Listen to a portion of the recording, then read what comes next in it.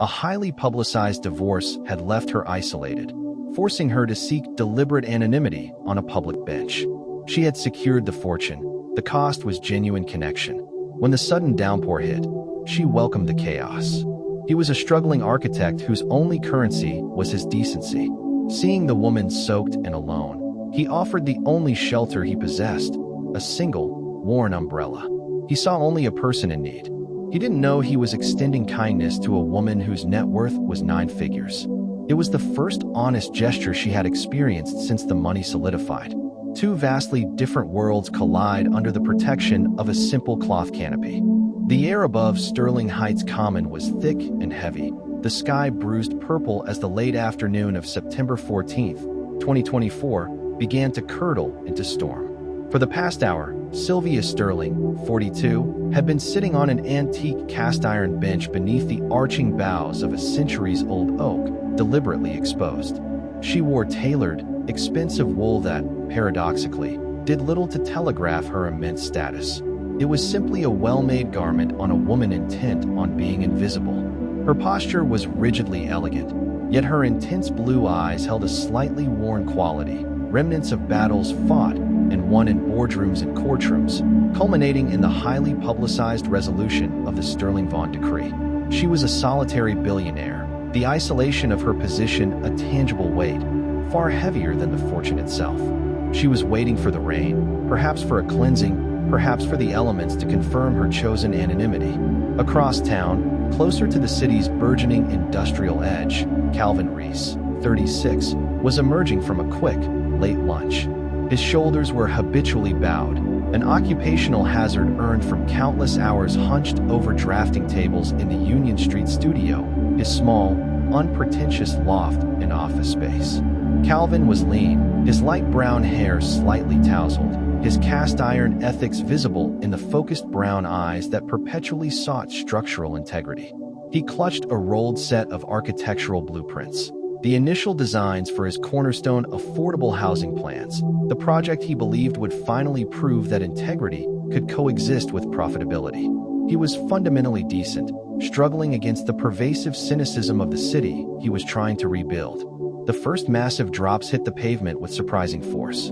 The sky didn't just leak, it ruptured. Within seconds, the tranquil park turned violent, the sudden downpour at Sterling Heights washing the late summer dust into muddy torrents.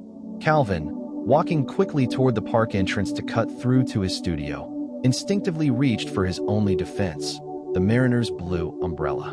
It was large, faded, and wonderfully sturdy, a practical, well-loved object that symbolized his approach to life.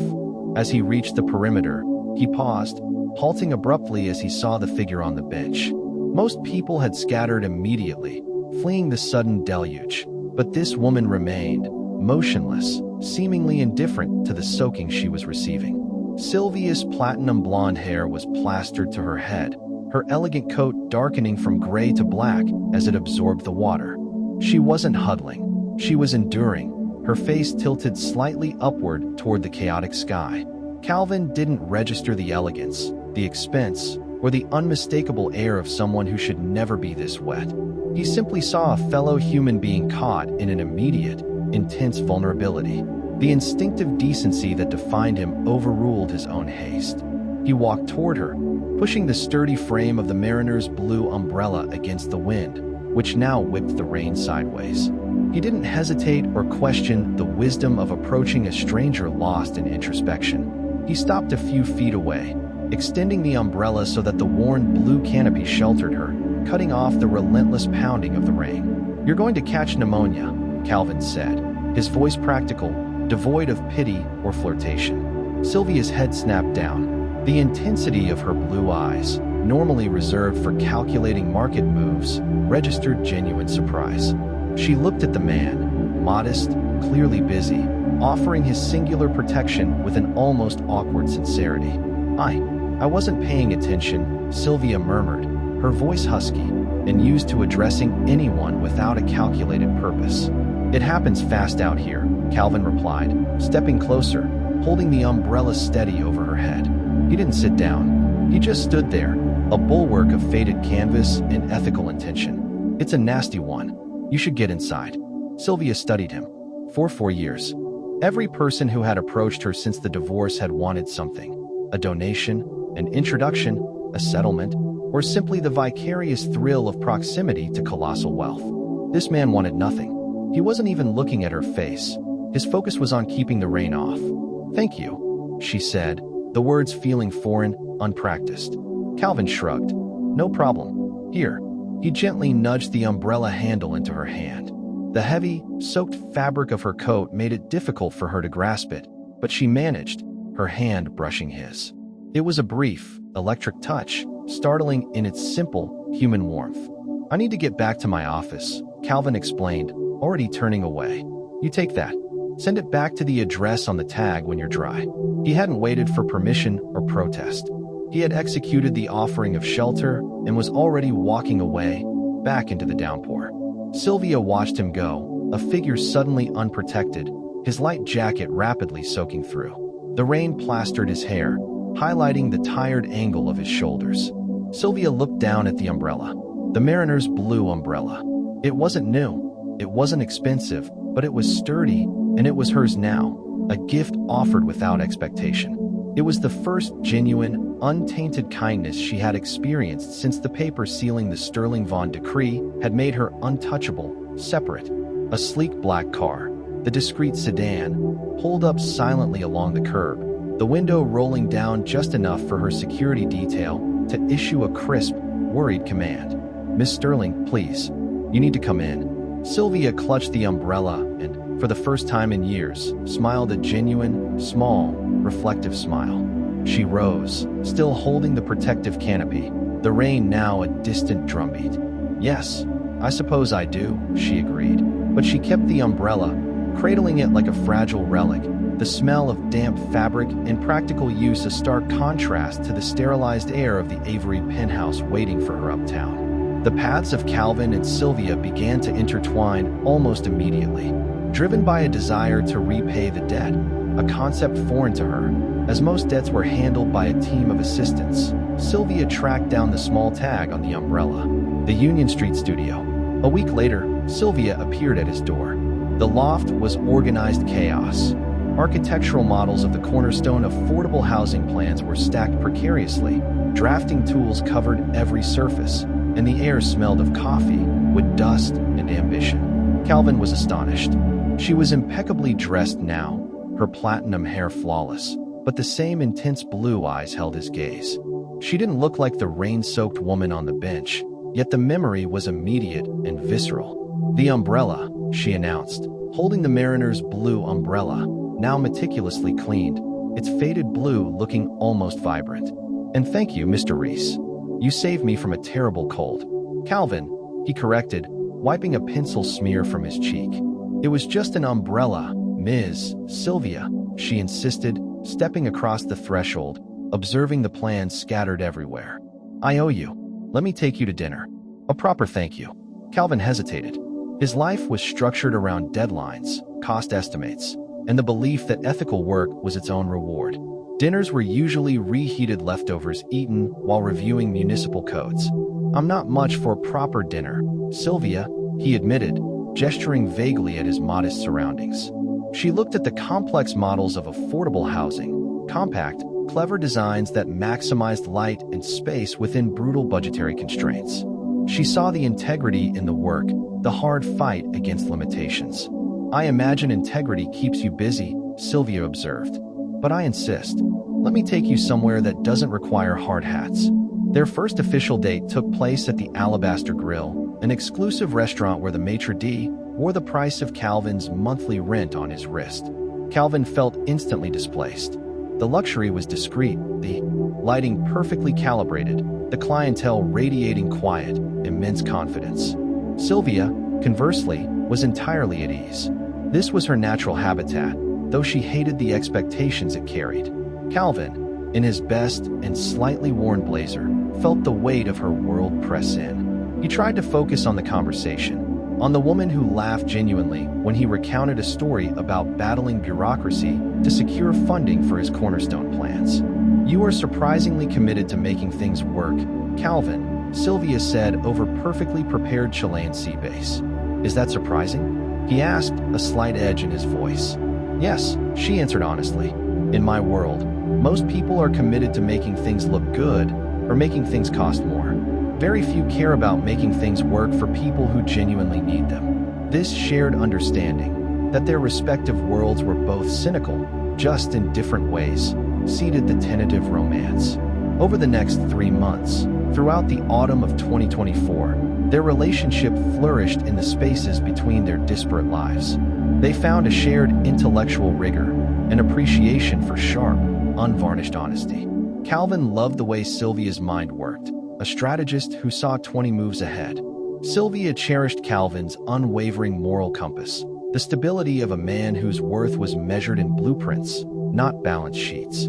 He visited her at the Avery penthouse, a minimalist, vast space on the top of a modern skyscraper.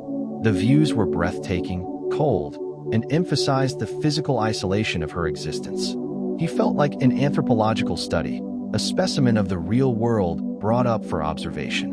It feels less like a home and more like a high-altitude vault, he remarked gently one evening, looking out at the glittering, indifferent city below. Sylvia sighed, leaning against the cold glass. It was designed to be impregnable, Calvin, not welcoming. That was the point. She, in turn, visited the Union Street studio, navigating the narrow stairwell and the organized clutter with surprising grace. She enjoyed the tangible mess, the evidence of actual creation.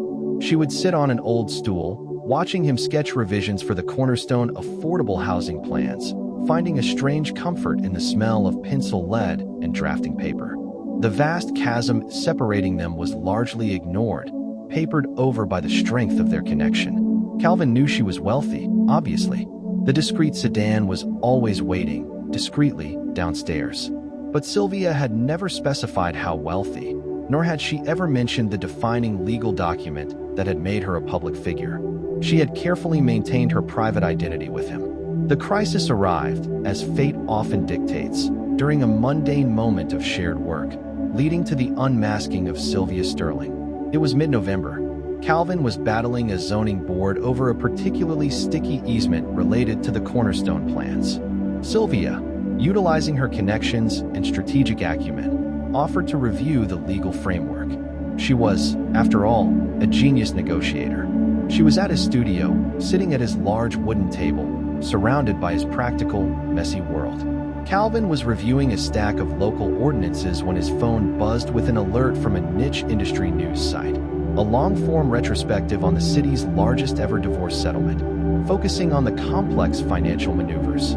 The headline was jarring, referencing the original legal action. 5 years later, the shadow of the Sterling Vaughan decree.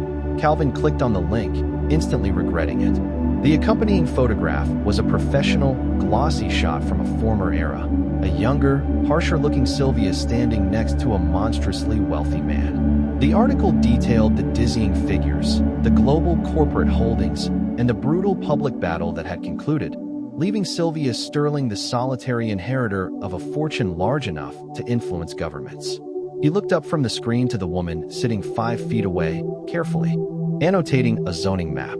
Sylvia Sterling, not just wealthy, the Sylvia Sterling, the subject of countless tabloid covers, the woman whose name was synonymous with isolated, immense, and often cruel power.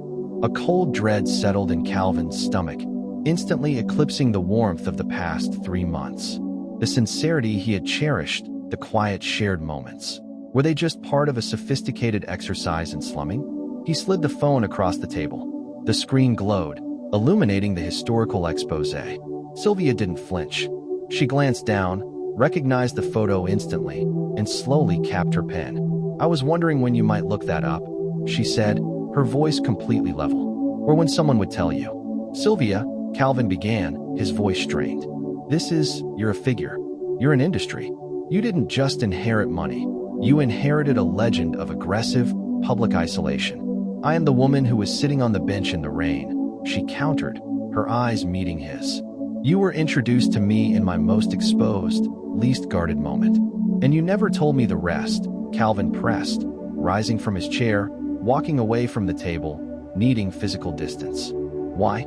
Was it a test? Did you want to see how long the honest architect would last before he found out he was dating a walking trust fund? The foundation of their relationship, sincerity, was being violently shaken. This was the confrontation on sincerity, the inevitable reckoning. "No, Calvin. It wasn't a test," Sylvia responded, her voice hardening with defensiveness, the strategist returning. "It was the only way I knew to have a relationship that wasn't filtered through the decree. Every man, every woman, every partner, every friend I have made since that document was finalized has approached me knowing the cost, knowing the power. They either want to utilize it, or they resent it. You saw me first as a person who needed an umbrella. I didn't want to spoil that by adding $10 billion to the equation. Spoil it." Calvin ran a hand through his hair, the conflict racking him. His fundamental ideal, that goodness was simple and untainted, was grappling with the scale of her fortune. "How am I supposed to reconcile the woman who appreciates my shabby studio with the woman who commands a global financial empire? This isn't just about money, Sylvia. It's about a complete and utter disconnect from the reality I operate in. You are completely isolated from struggle by design. And you think isolation is comfortable?" Sylvia asked, standing up now, her posture rigid, betraying the depth of her hurt. "Do you think the price of this kind of wealth isn't an immense, overwhelming, crushing loneliness? You gave me that umbrella because you saw a wet woman. That, Calvin, was the only non-transactional act I have experienced in years. Are you telling me that sincerity evaporates the moment the net worth is too high?" Calvin stared at her, caught between his idealization of simple virtue and the profound complexity of her life. He remembered the feeling of her hand brushing his under the umbrella, the raw vulnerability in her eyes in the park. "I don't know," he admitted, the honesty painful. "I feel tricked. I feel like you let me believe that this was a fair exchange, when you knew you held all the cards. Cards I hate playing," she whispered. "This isn't a game, Calvin. I fell for you because you didn't need anything from me, because you didn't even recognize me, because you were inherently good, without calculation."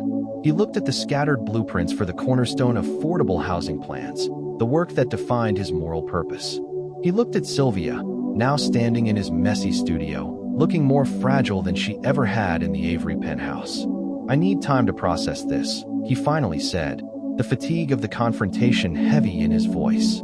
"This changes everything, Sylvia. Or at least, it changes my perception of everything." Sylvia nodded slowly, the strategist in her recognizing a tactical retreat was necessary. "Take your time.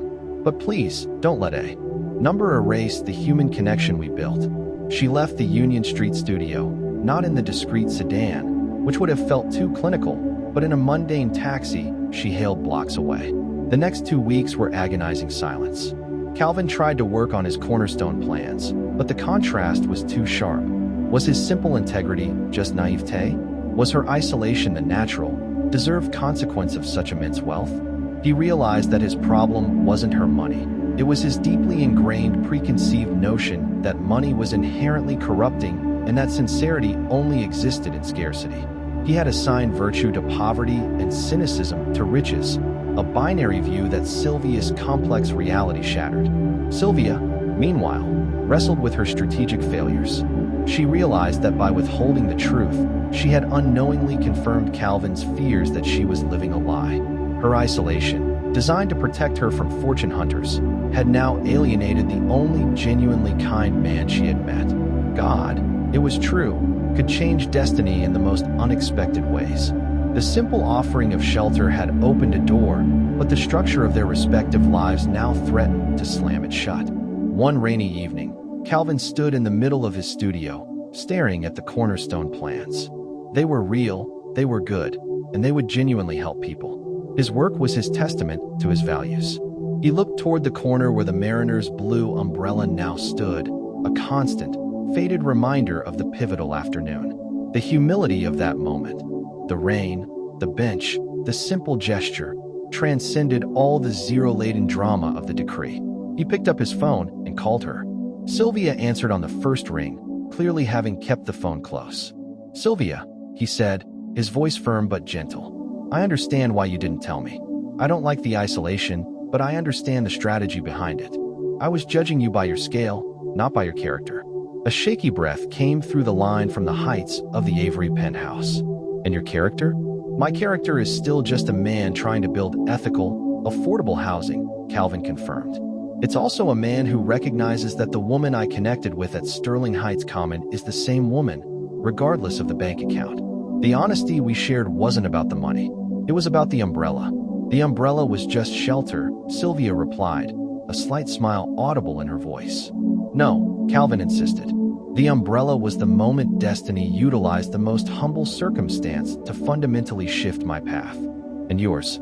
I don't care about the decree, Sylvia. I care about the woman who was grateful for a piece of faded canvas. Can we continue this? Fully this time. No secrets. Yes, Calvin, Sylvia said, the isolation in her voice finally breaking. We can. They didn't erase the vast chasm between them. The Avery penthouse and the Union Street studio remained oceans apart in lifestyle, but the bridge built across that space was reinforced by the truth. Their romance continued, anchored not by wealth or ambition, but by the memory of a downpour and the simple, profound reality that genuine connection transcends all measures of material worth.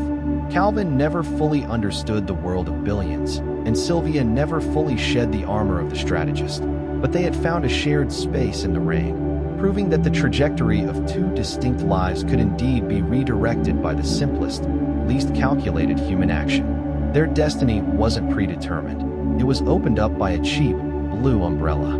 The immediate aftermath of the revelation was not fireworks, but a sustained, low-grade tremor that shook the foundations of their tenuous peace.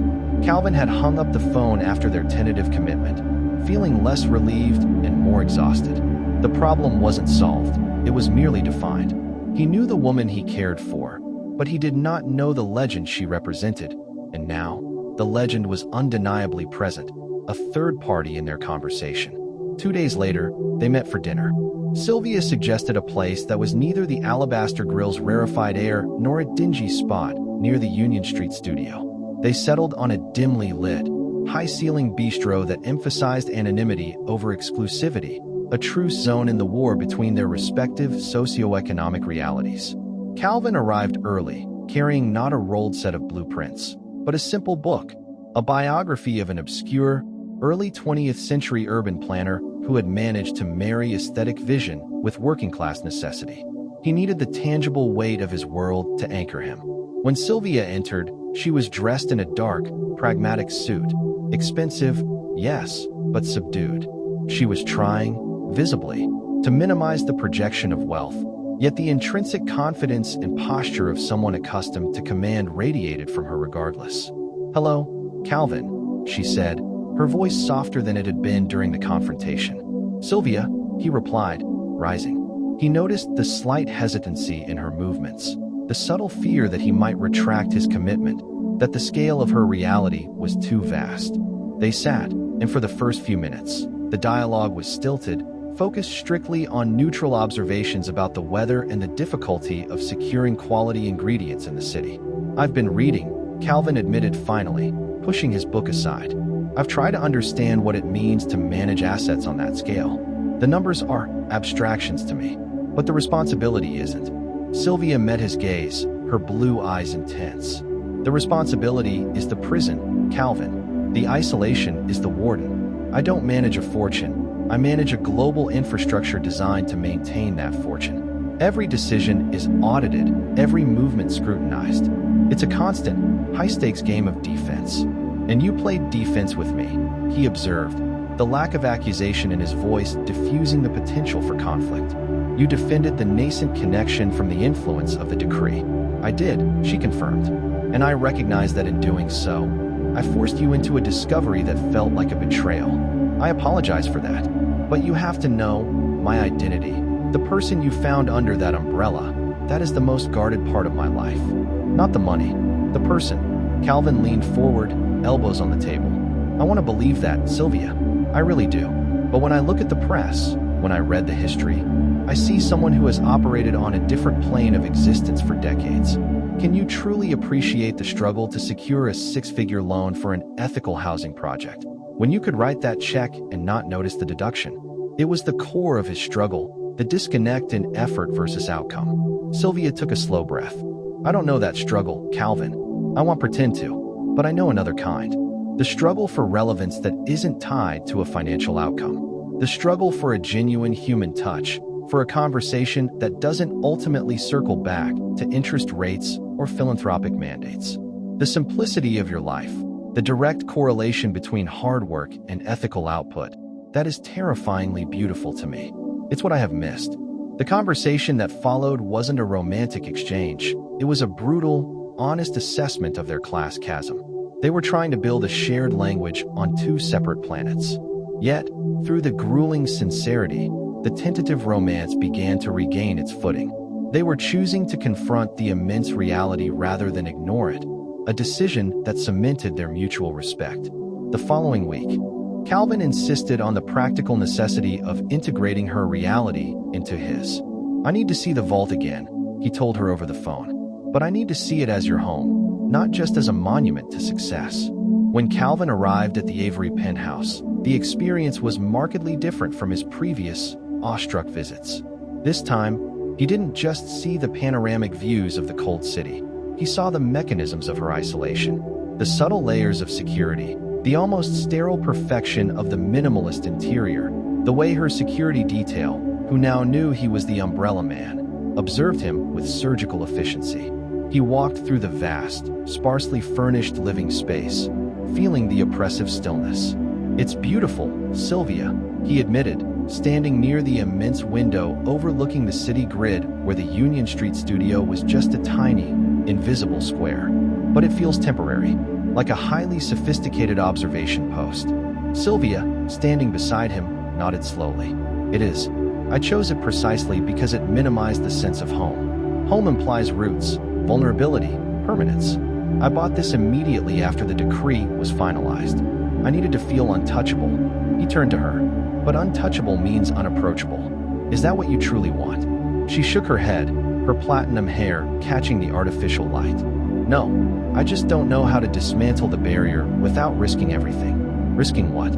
"The perception of weakness, the loss of control, the sudden descent of everyone who wants a piece of the fortune." She gestured vaguely at the empty, expensive air. "This isn't about comfort, Calvin. It's about being functional. And functioning requires strategy. You deal in structural integrity, load-bearing walls. I deal in financial integrity, asset protection. Both require absolute, unwavering calculation." Calvin spent the rest of the evening exploring the details that underpinned her existence. He saw the complex, highly classified communication equipment, the extensive library of macroeconomic texts, and the few, almost hidden personal artifacts, a worn leather journal, a childhood photograph. He realized her wealth was less a source of endless luxury and more an all-consuming, high-pressure job requiring ceaseless vigilance. She wasn't lounging on her fortune, she was defending it, and in doing so, defending her fragile autonomy. "I understand the walls now," Calvin said as he prepared to leave, the separation anxiety already setting in. "But walls are designed to keep things out, Sylvia. They also keep things in. I'm learning to lower the drawbridge for you, Calvin," she promised, a rare, genuine tenderness softening her features. However, the world outside their carefully constructed bubble refused to respect their boundaries. As Calvin had feared, the unmasking of Sylvia Sterling had consequences far beyond their personal dynamic. The small victory of their renewed commitment was immediately tested by the inevitable, external pressure, focused primarily on Calvin's professional life. A few days later, while meeting with his co-signer for the cornerstone affordable housing plans, Calvin was handed a printed society column from a highly circulated, snide city paper.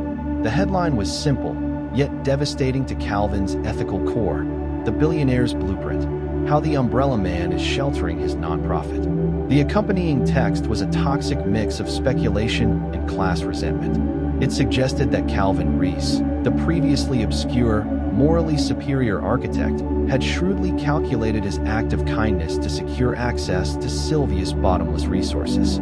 It alleged that the sudden resurgence of momentum behind the cornerstone affordable housing plans was due not to ethical design or community necessity, but to a vast, undocumented philanthropic partnership with Sylvia. The column mockingly referred to the cornerstone plans as the Decree Towers, implying the project's integrity was fundamentally compromised by its new, unacknowledged sugar mama. Calvin felt a visceral punch to the gut. The very integrity that Sylvia admired, the simple hard work that defined him, was now being tainted, poisoned by the assumption that his actions were always transactional, reflecting the cynical worldview of Sylvia's previous life. He stormed back to the Union Street studio, the printed article crumpled in his hand. He called Sylvia immediately, his voice tight with controlled fury. "Did you see it?" he demanded, skipping the pleasantries. "Yes, Calvin. My team flagged it this morning." Sylvia's voice was calm, efficient, displaying the practiced detachment she used for managing crises. "They are questioning the legitimacy of my work, Sylvia. They are saying I used you, that my entire ethical premise is a lie designed to leverage your money. This is the exact reason I hesitated. Your world taints everything it touches." "Calvin, stop," Sylvia commanded, her voice cutting through his frustration. "Breathe. This is what happens when you attempt to cross the wires.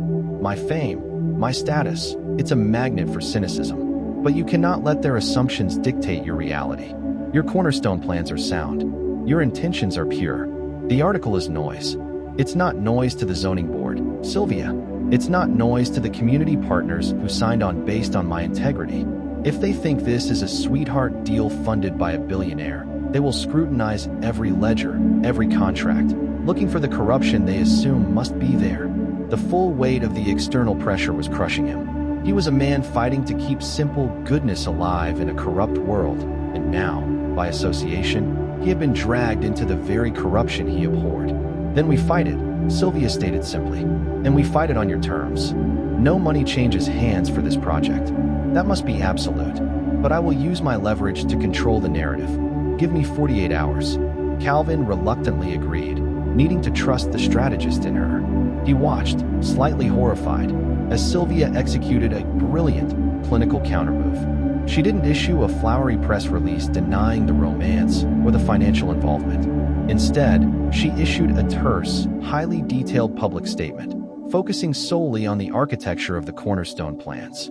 She praised Calvin's innovative use of sustainable materials and efficient design, detailing specific cost-saving measures that proved the project's viability without external subsidies.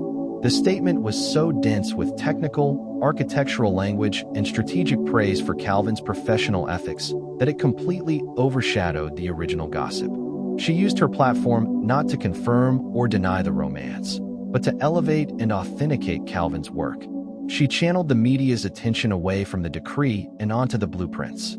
This decisive action served as the climax of acceptance in their relationship, proving to Calvin that Sylvia's power could be wielded ethically, and proving to Sylvia that Calvin's integrity was not fragile, but a durable, load-bearing structure. The storm receded, but the lingering effects required a fundamental restructuring of their dynamic. They needed to move beyond simply dating and start building something tangible together, a shared purpose that validated their connection. They began spending long hours at the Union Street studio. Sylvia started arriving in jeans and oversized sweaters, trading the Avery penthouse's chilly elegance for the cluttered warmth of the loft. She wasn't just observing the chaos, she was participating in it. The cornerstone affordable housing plans were still facing stiff bureaucratic headwinds, specifically concerning a particularly archaic easement that threatened to stall the entire project indefinitely. One late Tuesday evening in mid-November, the loft was lit only by the drafting lamps. Calvin was running his hands through his hair in frustration, surrounded by maps and municipal codes. "This easement is the absolute definition of bureaucratic malice," he muttered, pointing to a highlighted section of dense text. "It's based on a 1970s ordinance designed to prevent large commercial centers, but they are applying it maliciously to affordable residential zones. I can't find the loophole." Sylvia, who had been quietly reviewing the historical context of the zoning regulations, pushed her laptop toward him. Her focus was sharp, the strategist fully engaged. "There is no loophole, Calvin. You're looking for a technical architectural solution, but this is a legal and political problem. You need to stop arguing structural integrity and start arguing intent." She explained that the Sterling Vaughan decree had required her legal team to become expert excavators of historical legal documentation. She had trained her mind to see past the surface text of contracts and find the originating intent of the regulation. The original intent of this ordinance, according to the legislative record from '74, Sylvia explained, tapping the screen, was specifically about traffic flow and managing freight logistics, not residential density. Your plans, which are low-impact and transit-oriented, actually support the intent of managing traffic, not frustrating it. The city attorney is applying the letter of the law while ignoring its spirit. Calvin stared at her, astonished. He had spent weeks battling the literal text, but Sylvia, in an hour, had dissected the political history. You're telling me that all those years fighting legal battles, maneuvering the global markets, that expertise can be applied to fighting a decades-old traffic regulation? My entire adult life has been dedicated to finding the most efficient way around a deliberately complex system, Sylvia said, a flicker of pride in her tired eyes.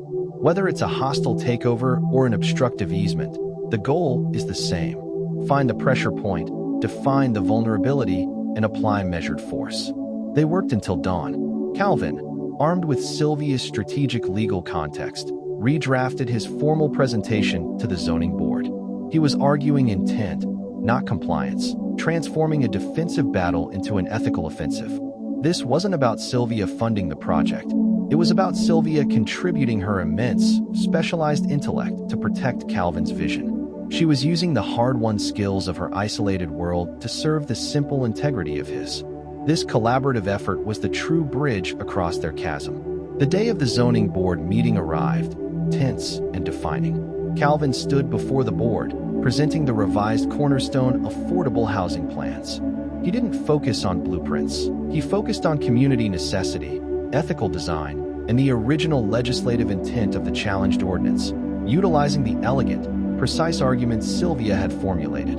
The motion passed, not unanimously, but with enough force to greenlight the project. Emerging from the city hall into the late afternoon sun, Calvin felt lighter than he had in months. His work was validated, and, more importantly, his faith in the connection with Sylvia was cemented. He called her immediately. Sylvia was already back at the Avery penthouse, awaiting the verdict.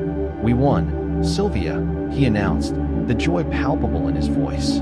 "The cornerstone plans are officially approved to move forward." "I know," she replied. "My team was monitoring the feed." "Congratulations, Calvin." "No, congratulations to us," he insisted. "That victory wasn't just my design, it was your strategy. You used the sword forged by the decree to defend what the decree threatened to compromise." There was a silence on the line, heavy with shared understanding. "You saw the utility in my existence." Then, Sylvia murmured, "I saw the woman who fights with terrifying intelligence for what she believes in," Calvin corrected gently. "And now I see a path forward that integrates both our worlds. I don't need your billions, Sylvia, but I need your mind. And perhaps you need the grounding of this honest work." That evening, Calvin made the long journey to the Avery penthouse. This time, the vastness of the space didn't intimidate him. It felt like a large, complicated apartment shared by a complicated woman he loved. They stood together on the balcony, looking out over the city that was now a little bit more theirs. "I realized something during the confrontation," Calvin confessed, wrapping his arm around her. "My issue wasn't the wealth. My issue was my own deeply ingrained prejudice that such wealth must be corrupting, that simple decency couldn't coexist with scale. You disproved my theory, not with money, but with integrity."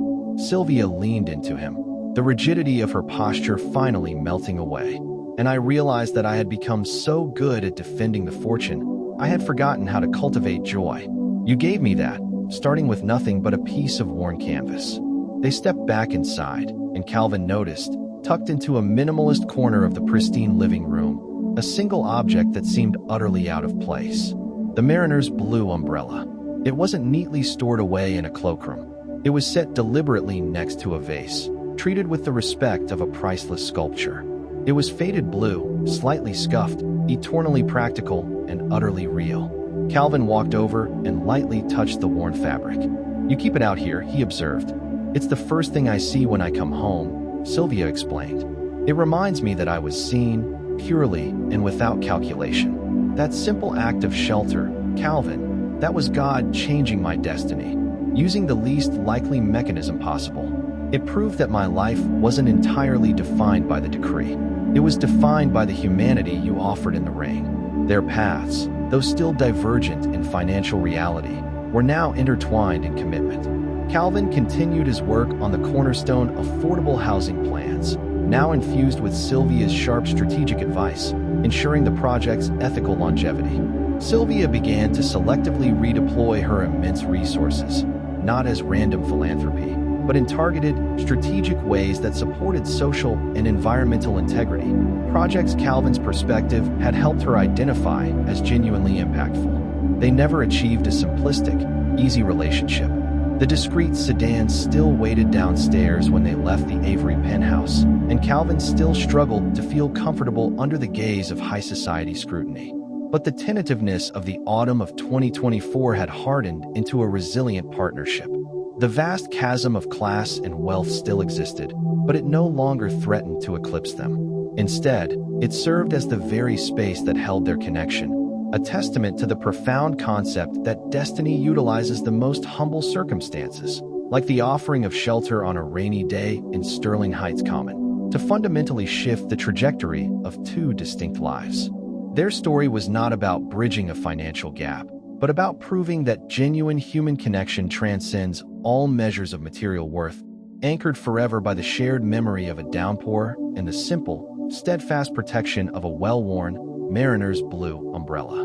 The cornerstone affordable housing plans were now physical, a sprawling collection of foundations being poured, steel skeletons rising from the earth in a neighborhood that desperately needed them. Yet, the victory of the zoning board approval quickly gave way to the grind of execution, and with it, the practical conflicts inherent in Calvin's modest resources and Sylvia's immense influence. Calvin found himself stretched thin, obsessing over the sourcing of local, sustainable timber and coordinating with union foremen. His integrity demanded that every dollar allocated to the project went directly into materials and labor, minimizing administrative overhead. Sylvia, meanwhile, approached the construction site like a field marshal reviewing logistics. She didn't wear hard hats. She wore tailored suits and boots, analyzing the flow of materials with the cold precision of someone who once managed container shipments across global oceans. The initial friction centered on efficiency versus ethics. "We need to accelerate the delivery of the specialized insulation, Calvin," Sylvia stated one rainy morning at the Union Street studio, pointing at a Gantt chart projected onto his worn drawing board. "The first frost is coming, and a delay here pushes back interior work by weeks. I've identified a supplier in Quebec that can move the entire lot faster." Calvin shook his head instantly, running a calloused hand over his beard. "We talked about this. I committed to the local community partners that we would utilize regional suppliers. That supplier in Quebec, their labor practices are questionable, and the carbon footprint of shipping that material undermines the entire sustainable ethos of the design." "Calvin, this is the difference between principle and progress," Sylvia countered, her voice sharp with practiced authority. "You're trading 2 months of timely delivery for a philosophical point. The people waiting for these homes need them now. Is your idealism more important than their immediate shelter?" It was a brutal, efficient attack on his core value, and it stung precisely because she had managed to frame practicality as a moral superior to integrity. "My idealism is the integrity of this project, Sylvia. If we compromise the ethical sourcing now, what happens when the next complication arises? We write a bigger check? We ignore the local economy? That is the path of least resistance, and I refuse to take it, even if it delays us." He stepped back from the projection, needing physical distance from the scale of her pragmatic ruthlessness. "You see the world as a complex machine where inefficiency must be eliminated. I see it as a community where relationships and ethical chains matter more than sheer speed." Sylvia recognized the genuine pain in his eyes. She realized that for him, the how of the construction was as important as the what. This wasn't just a building. It was a physical manifestation of his refusal to succumb to transactional cynicism. "I apologize," she said, her voice softening, stepping away from the charts. "The pressure to maintain momentum is ingrained. Let's find a regional supplier that can handle the volume, and if necessary, we'll use my team to streamline their logistics and compliance, not bypass them entirely." This became their operational dynamic. Sylvia used her vast, specialized knowledge to smooth the path without polluting Calvin's ethical stream. She wasn't providing money. She was providing an economic and legal infrastructure that minimized the friction points that usually choke small, honest operations. She learned to appreciate the slow, deliberate process of construction, and Calvin learned to utilize her strategic mind without ceding his moral ground. The relationship was evolving from a tenuous emotional bond into a powerful, albeit unlikely, professional partnership. But the success of Cornerstone brought an unwelcome side effect: visibility. While they had successfully controlled the professional narrative, they had utterly failed to control the social narrative. As the autumn of 2024 deepened into the crisp air of early winter, the city's society pages had settled into an almost daily routine of tracking the umbrella man and his billionaire companion. This social scrutiny forced a crisis of comfort, particularly when they had to attend a small, private fundraising reception for an urban conservancy project, a required networking event for the Cornerstone plans. The invitation was innocuous, hosted in a discreet gallery downtown. Calvin arrived in his best, if somewhat worn, suit, feeling the familiar prickle of anxiety. Sylvia arrived 15 minutes later. The difference was immediate and stark. She stepped out of the discreet sedan, accompanied by her barely visible, yet intensely present security detail. Though she wore an elegant, understated black dress, her presence was magnetic, drawing every eye in the room. She was navigating the world like a battleship cutting through calm waters, and Calvin felt like a tiny tugboat trying to keep pace. They circulated, Sylvia introducing Calvin not as her boyfriend, but as the most ethically driven architect in the city, using her social capital to bolster his professional standing. But the conversations always drifted back to the same toxic wellspring: the money. One particularly self-satisfied patron, a man Calvin recognized as a notorious developer who cut ethical corners, approached them, wine glass in hand. "Reese," the developer drawled, offering a dismissive nod. "Quite the turnaround on Cornerstone. Must be nice to have a dedicated, private capital infusion. Cuts out all the messy due diligence, doesn't it?" The implication was clear. Calvin's integrity was purchased. Calvin felt the anger rise, a hot flush of insult. Before he could formulate a response that wouldn't violate his own principles by causing a scene, Sylvia stepped forward, placing a hand lightly on Calvin's arm, a gesture of ownership and defense. "Mr. Harding," Sylvia's voice was utterly devoid of emotion, a tone she reserved for hostile negotiations. "The Cornerstone project operates on a precisely calculated, six-figure construction loan, structured entirely around municipal subsidies and private bonds. It is a testament to Calvin's efficiency that the budget is intact. I assure you, if there were any undocumented, private infusions, the cost would be considerably higher, given the high-grade, sustainable sourcing Calvin insists upon. Unlike many projects in this city, the books are open. Perhaps you should focus on your own portfolio's leverage ratios before speculating on others." She hadn't just shut him down. She had clinically dismantled his professional reputation while simultaneously defending Calvin's integrity, using her knowledge of the financial world as a shield. Harding stammered an apology and retreated. Calvin looked at Sylvia, amazed and slightly terrified. "That was clinical. It's how I survive, Calvin," she replied, the intensity in her eyes dimming slightly. "I used their language against them." But the incident had exposed a flaw in their carefully constructed truce. They had neutralized the external conflict, but the internal conflict, the fundamental difference in their public lives, remained. Later that evening, back at the Avery penthouse, the vast silence of the apartment seemed louder than usual. The floor-to-ceiling glass offered a spectacular, cold view of the sleeping city. "I hate it here sometimes," Calvin admitted, looking out at the grid. Sylvia turned from the view. "You hate the Avery penthouse, or you hate what it represents?" "Both," he said honestly. "I hate what it represents. The fortress, the isolation, the assumption that life must be lived defensively. And I hate that I feel like a tourist every time I'm here. Down there," he pointed vaguely toward the bustling mid-rise neighborhoods. "That is where people live. That's where things are built, where compromises are made on the street level, where life is real and messy. Up here, it's just air conditioning and audited silence. You are untouchable up here, Sylvia, but I need you to be touchable." He walked toward the center of the enormous living room, where the light reflected off the polished, minimalist surfaces. We resolved the cornerstone issue because we integrated our minds, he continued, pacing slowly. You brought strategy to my ethics, and I brought grounding to your intellect. But we haven't integrated our lives. I come here, and I feel your life pressing against mine, threatening to swallow my reality whole. You come to the Union Street studio, and you're visiting a historical exhibit of how the other half lives. This was the confrontation on permanence, the true climax of their relationship, superseding the class revelation itself. It wasn't about the money.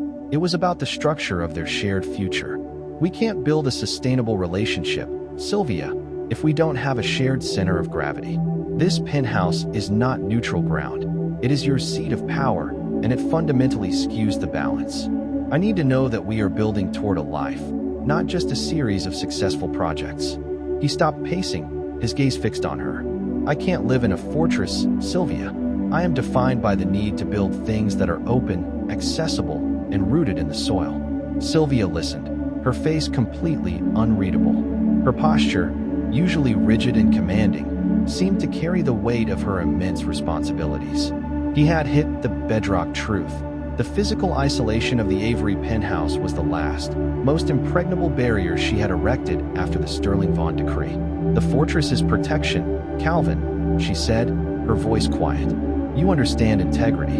You must understand that I can't simply dissolve 42 years of life structured around asset defense. This space, this altitude, it is what keeps the wolves at bay. If I relinquish this, I invite chaos. I invite the assumption that I am vulnerable, and vulnerability is a weakness the market exploits without mercy. But vulnerability is also the necessary prerequisite for love. Sylvia, he countered gently. You were vulnerable in Sterling Heights Common, soaking wet, and that's how I saw you. Not as the decree, not as the fortune, but as a person. This fortress denies that reality. It denies the person I fell for. He gestured toward the far corner, where the mariner's blue umbrella stood, a lonely beacon of genuine connection in the sea of expensive emptiness. You keep the umbrella out there because it represents the only moment in years you felt truly seen.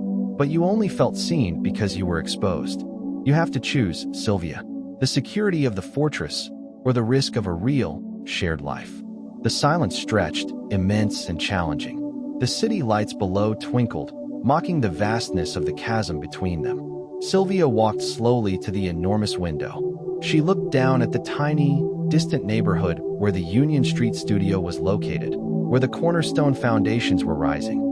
She thought about the early days of their relationship, the honesty of the cramped loft, the smell of graphite and coffee, the genuine warmth. She thought about the crushing weight of her isolation post-divorce, the feeling that every interaction was predicated on the weight of her balance sheet.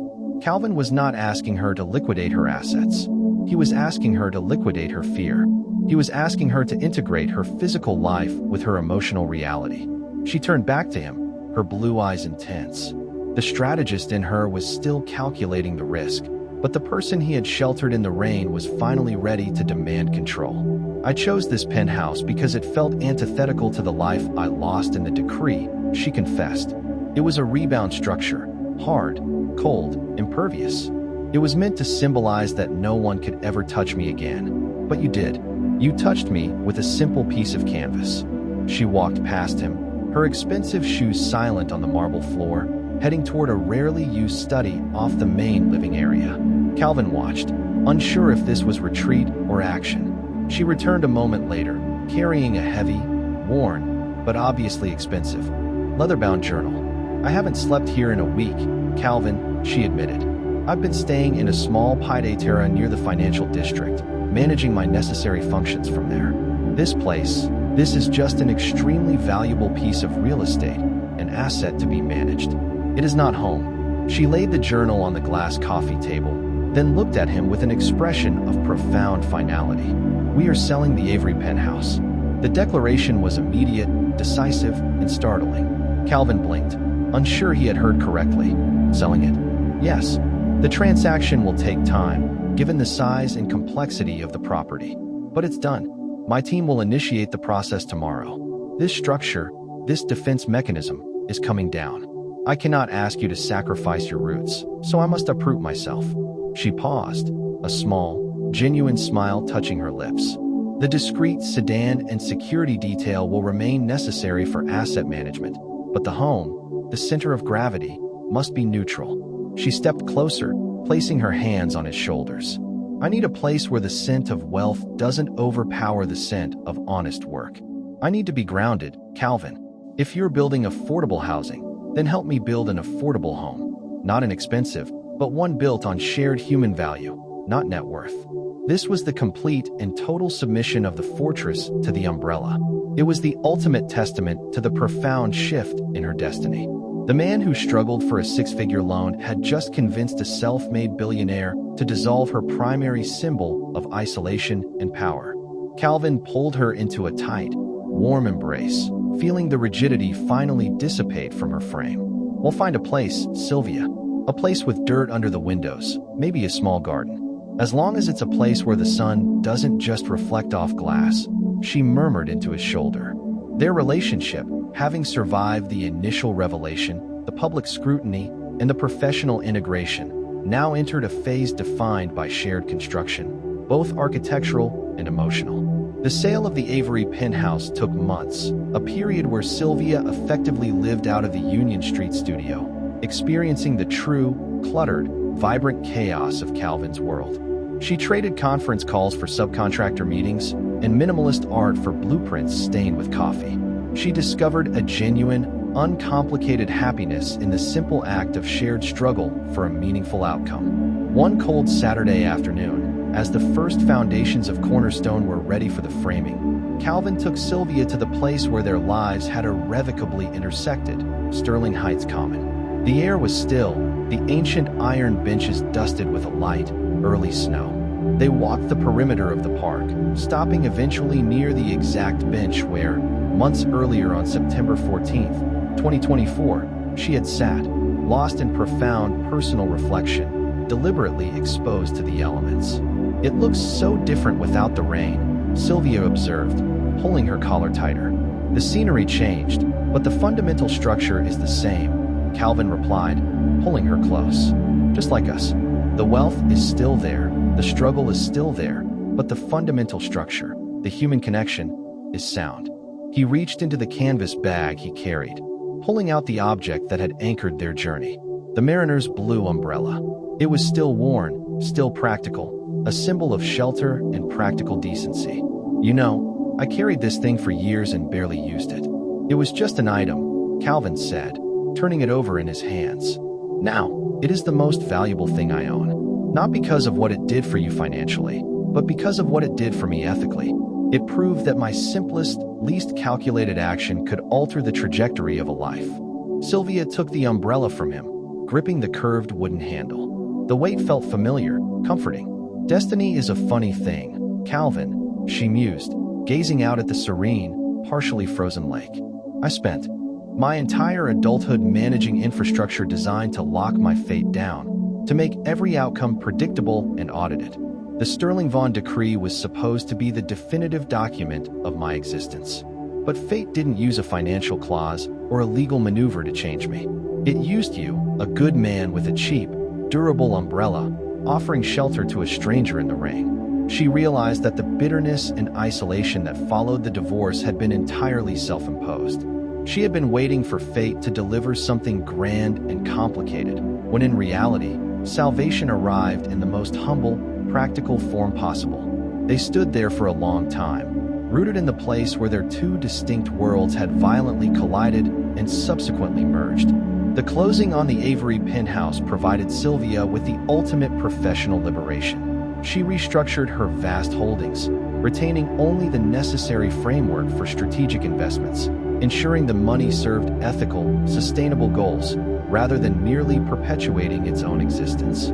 She began to view her fortune not as a fortress to be defended, but as an immensely powerful tool to execute the complex strategies she now helped Calvin design. They eventually found a home, a beautifully restored brownstone in a neighborhood adjacent to Cornerstone, a place characterized by history and community, not isolation. It was warm, cluttered with Calvin's blueprints and Sylvia's economic texts, and it possessed a small, wildly overgrown garden that required constant, joint effort to manage.